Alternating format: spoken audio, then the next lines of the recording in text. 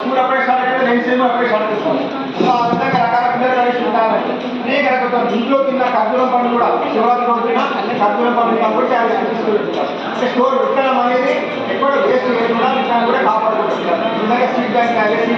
మరి విత్తనాలు కూడా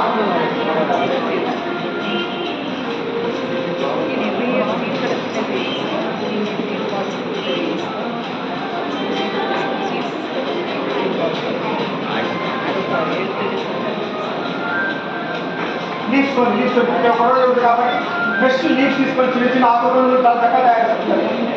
చిన్న దొరికాలు దారాలు ఉంటాయి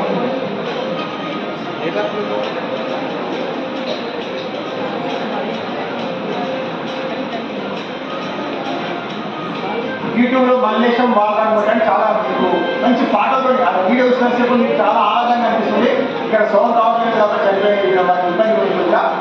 సో మీరు బ్యూటిఫుల్గా పాట వింటూ ఎంజాయ్ చేస్తారు వీడియో ఆ స్పారస్ కూడా అట్లే ఉంది దీన్ని కూడా అట్లే ఉంది వీడియోలో ఎక్కువ కొన్ని కలర్స్ కూడా మంచి పాటలు ఉంటాయి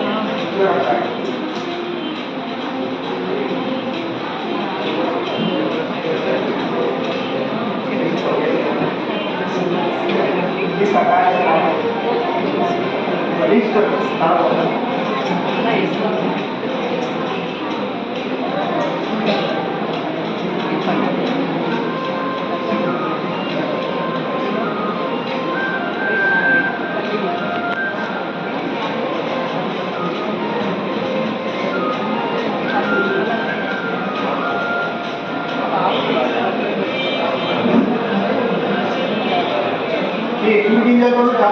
గురిగింజలు చాలా బాగుంటుంది అలాగే గురిగింజలు సీతాఫల విత్తనాలు చీత విత్తనాలు కానీ మధ్యాహ్న కాంతి విత్తనం పెట్టి చాలా ప్రమాణంగా రాగి తయారైంది చూడడానికి చాలా బ్యూటిఫుల్గా ఉంటుంది సపోర్ట్ సపోర్ట్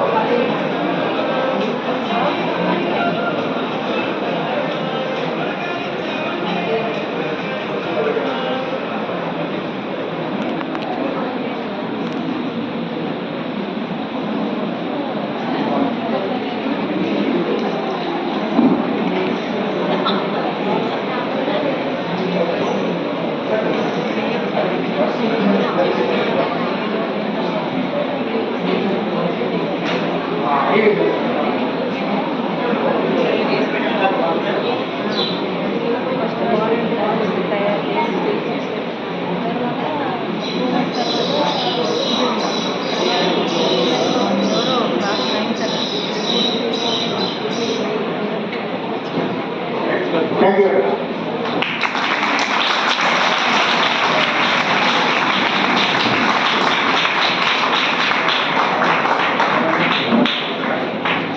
ఏం చెప్పాలి నిజంగా ఒకసారి గట్టిగా మరొకసారి చెప్పండి మరి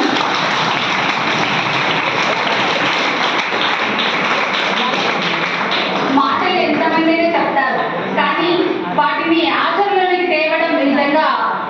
అది అంటే సాధ్యం చాలా మందికి కష్టం కానీ అది ఒక లైవ్ ఎగ్జాంపుల్ గా ఉన్నారు ఈనాటి కీనోట్ స్పీకర్ సార్ యొక్క లెక్చర్ లో మనకి చెప్పడమే కాదు వారి యొక్క స్కూల్లో